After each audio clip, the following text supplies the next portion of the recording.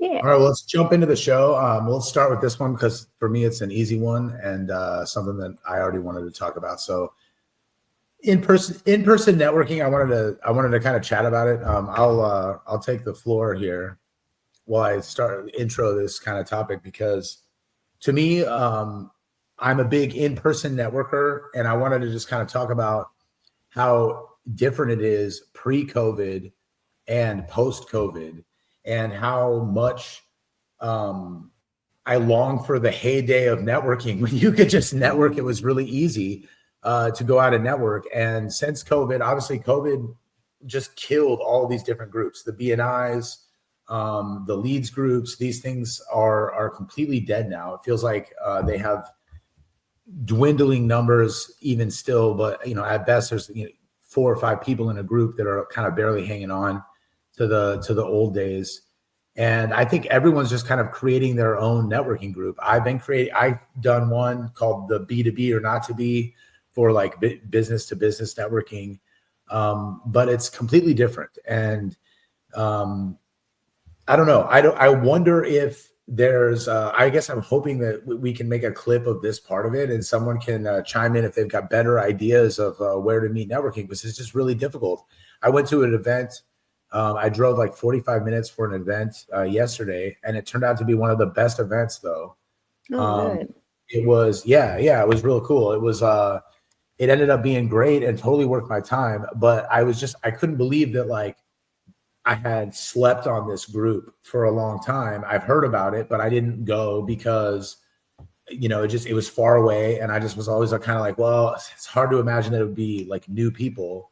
But this is like the third time I've like made that incorrect assumption that about a group or a meeting or something that I didn't want to go to because it wasn't related to these kind of like traditional powerhouse things that used to, like the chambers of commerce even, I would put in that group where all of these groups used to just kind of like run the show, and they used to run everything. And now I think business people are meeting in a much different way. They're getting together in a much different way. There's another group that I found out via email. I get forwarded emails. A lot of times when I meet with people, I ask them like, let me know about any events that you have coming up. And they tell me about events that gets passed around via email, and you don't know where it's going to be until you get this email. So you're kind of like always waiting on this email. And shout out to the group is called Vieira Means Business, but the Vieira Voice is who puts that one on. And they're really, really smart. It's just a really smart way to keep that group alive, keep everyone kind of hungry to the email.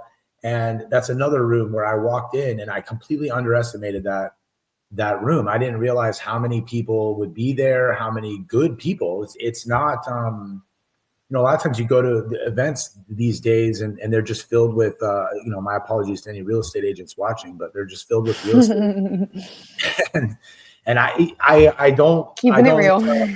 Yeah, that's the truth. And we can't really work with real estate agents. There's one that we work with, but that's such an exception to the rule. And so, it just makes me, normally I had felt very defeated about networking.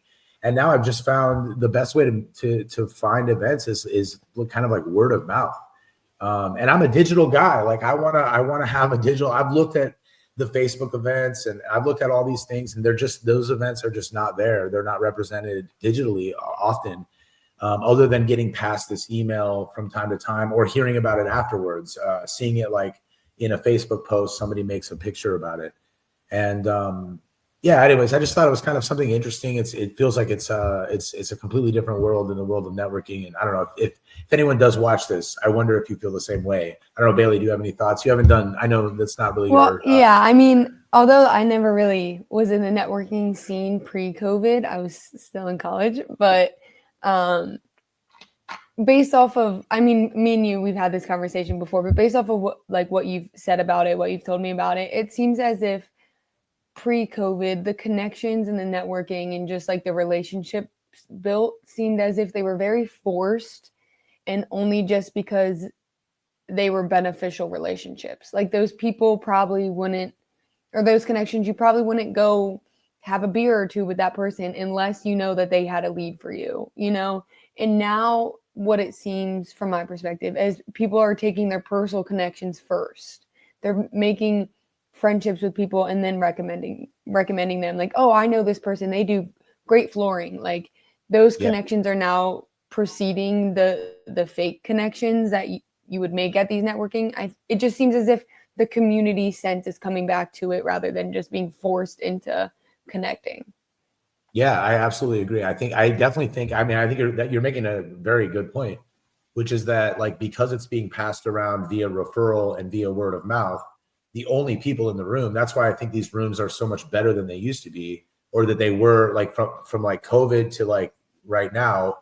I had been getting kind of defeated in these rooms because or everything I went to was exactly what you're saying. These kind of like empty relationship meetings where it's just like, I used to joke around. There used to be this guy. I won't name him because I'm gonna put him down a little bit. But I used to in my groups, like in the group chat, we used to tease this guy because he would every time you met him, he would be like, "Hey, my name's blank," and my name's Steve, let's say, and I would just and he would give you his business card, and he always had his name right here. And when I was like coming up in business, they would tell you, like, that's how you have to network. You have to be that guy who's just like, howdy, like, looking for the opportunity. Like, I'd love to discuss marketing with you at any time, blah, blah, blah. And I just found that has been like, I have never done that. That's never come well to me or easy to me or easy for me. And it's just like, to me, it's like the worst strategy. It makes you look so sleazy. That would not work on me. I know.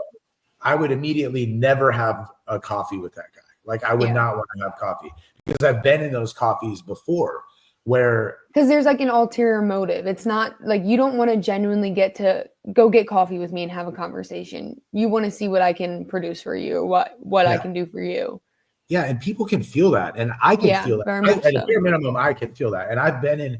It's like the worst feeling. Like, I remember one of my first like one-on-ones when I was here in Brevard County. I had with this guy who sold for one of these companies that does like every single kind of insurance. And I know people that are in insurance that are great people. So like, I'm not putting down every single person in insurance, but this guy was just the worst at it. I mean, he was really bad at it. And he had like a pamphlet, and you always know you're in trouble when they pull out like a pamphlet or something to like leaf through and like show you what they do. You'll say like, what do you do? And they pull out a pamphlet. You're like, oh boy, that was just being polite, Yeah. And, I didn't actually want to know. Yeah. And I didn't ask for like the whole pitch. I just asked for typically when someone asks me that, I always just say marketing, Keep it short and sweet. People don't want to know your full life story. They definitely don't. And they absolutely do not, especially when you're in an industry like insurance or marketing, frankly, where like everyone gets it. They get generally what the industry is. It's not it's not a weird thing to say marketing. And unless they ask for more, they don't want to know more. Yeah. You leave it at the bare minimum. Yeah, I think so. I think so. I think that's the best strategy. I agree.